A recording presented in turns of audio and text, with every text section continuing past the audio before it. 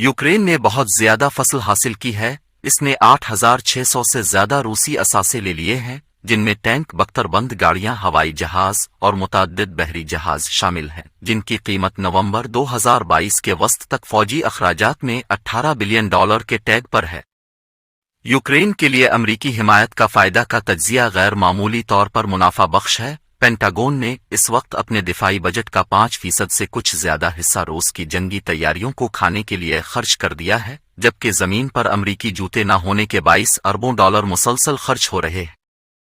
नवंबर के बाद से इजाफा हुआ, लेकिन हथियारों की दौड़ की ऐनक से ये सरमायाकारी पर एक नाकाबिल यकीन वापसी है। ताहम रूसियों के नुक्ता नजर से इसे मुख्तलिफ अंदाज में देखते हैं कि जंग बड़े पैमाने पर है। यूक्रेन के बाशिंदे बगावत की जंग नहीं लड़ सकते, उनके पास तादाद नहीं है, इसलिए रूसी फौजी हुक्काम का अंदाजा है दुश्मनी लंबे अरसे तक चलेगी। इसका नतीजा रूस के हक में होगा, जो मजीद वसाइल इकट्ठा कर सकता है, जो कुछ हो रहा है और आने वाले महीनों में जारी रहने का इम्कान है। मिसाइल हमले, ड्रोन हमले, तोपखाने की बमबारी और सैकड़ों हजारों मजीद ताज़ा भर्तियों को मैदान जंग में भेजा जाएगा। और जबकि रूसी उनकी तादाद इकट्ठी करें और अपने टैंक और मिसाइल जमा करें, वो ये जानने के लिए कि अमेरिका के पास यूनिवर्सल हेल्थ केयर क्यों नहीं है। शुक्रिया, यूक्रेन जैसे तनाज़ात दूर दिखाई देते हैं, लेकिन यूरोप में गैस की कीमतों में 275 तक इजाफे के बाद आलमी मईशत पर असरात तबाहकुन है फीसद और अमेरिका में एक गैलन गैस $5 तक पहुंच गई। उन कीमतों ने न सिर्फ सारिफीन को नुकसान पहुंचाया, बल्कि कारोबार भी। SP 500 में सिर्फ 2.6% कंपनियों को तवक्को है कि इससे माही में उनकी आमदनी मुस्बत रहेगी। मॉर्गन स्टैनले ने खबरदार किया, मार्केट जून तक मुमकिना 26% गिरने का इशारा दे रही है। इसी वजह से मैं और मेरे हजारों सब्सक्राइबर्स एक ऐसा प्लेटफॉर्म इस्तेमाल कर रहे हैं जो एक एसेट क्लास में महारत रखता है, जिसकी कीमत गुज़िश्ता 26 सालों में SP 500 से 131% ज्यादा है। Blue chip art master works platform I है। आज की वीडियो के स्पॉन्सर का इस्तेमाल करें। अब मैंने मास्टर वर्क्स के साथ 1 साल से सरमायाकारी की है और उसके बारे में बात की है, और मास्टर वर्क्स के नताइज बालिगों के सिर्फ वक्त के साथ बेहतर हुए हैं। 11 अब बाहर निकलते हैं। हर एक अब जैसे सारिफीन को मुनाफा वापस कर रहा है, जिसमें सरमायाकारों को $28 मिलियन से ज्यादा की अदायगी की गई है। अब शामिल होने के लिए इंतजार की फहरिस्त मौजूद है, लेकिन मैं इतने अरसे से शिराकतदार और सरमायाकार हूं, वो अब लोगों को तरजीही रसाई दे रहे हैं। अभी तमाम नाकामियों और जानी नुकसानात पर गौर करने के बाद नीचे दिए गए लिंक पर क्लिक करें। सोचा कि रूस ने हालात को मजीद खराब करने का फैसला किया है, क्योंकि इस वक्त 5 लाख ताज़ा भर्तियों को तरबियत दी जा रही है और मौसम गर्मा में कैफ में एक और जाने के लिए लेस किया जा रहा है। रूस यूराल्स से आगे बड़े पैमाने पर हथियार भी तैयार कर रहा है, जो मुमकिना तौर पर हथियारों के क्रूज मिसाइलों और हाइपरसोनिक सिस्टम को रूस के मुकम्मल होने पर तैयार कर रहा है।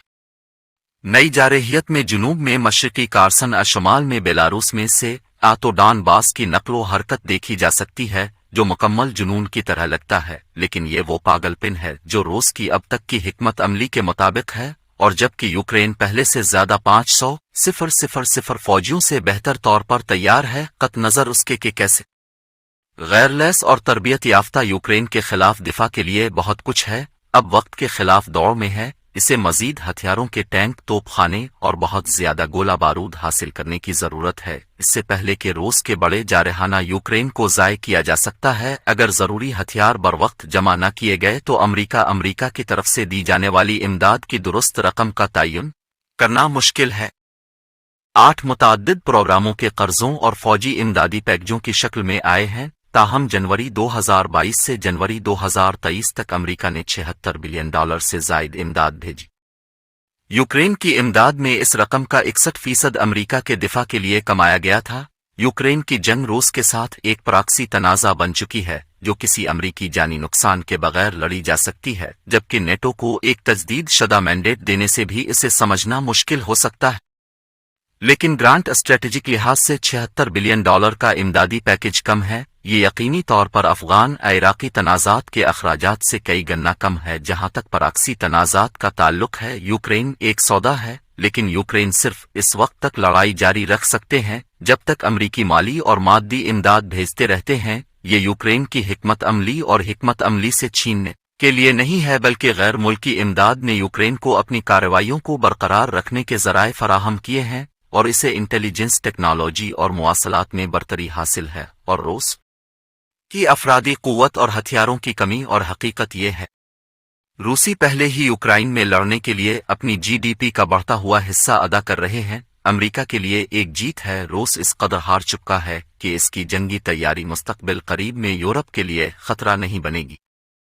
نومبر 2022 کے وسط تک فوجی اخراجات یہ اربوں ڈالر اہمیت کے حامل ہیں، اور یہ متبادل سویلین پروگراموں کے خرچ پر آتے ہیں، لیکن امریکی معیشت اس وقت $25 ٹریلین پر کھڑی ہے، اور جب تک یوکرین کے باشندے روسی فوجی صلاحیتوں کو کھا رہے ہیں، ان اربوں ڈالر گرانڈ اسٹریٹجک لحاظ سے اس کی قیمت ڈالرز ہے، لیکن اگر یہ تعداد کا تنازع ہے تو کریملن کا کھیل ہے کہ روس نے ایران کے ساتھ مل کر یورال پہاڑوں سے آگے میزائل کی تیاری کی تنصیبات کی تعمیر کی ہے۔ اس نے ہزاروں سستے ایرانی ڈرون بھی خریدے ہیں جس کا مقصد استعمال کرنا ہے یوکرین کے فضائی دفاع کو ختم کرنے کے لیے بڑی تعداد میں کم لاگت والے کروز میزائل اور جنگی سازوسامان، اور پھر مقررہ وقت میں لاگت کے فائدے کے تجزیے کو اپنے حق میں پلٹائیں۔ یوکرین کامیابی کے ساتھ روسی ڈرون کو گرا رہا ہے، لیکن قیمت کا ٹیگ غیر معمولی طور پر بہت زیادہ یوکرائنی سروس کی ہے۔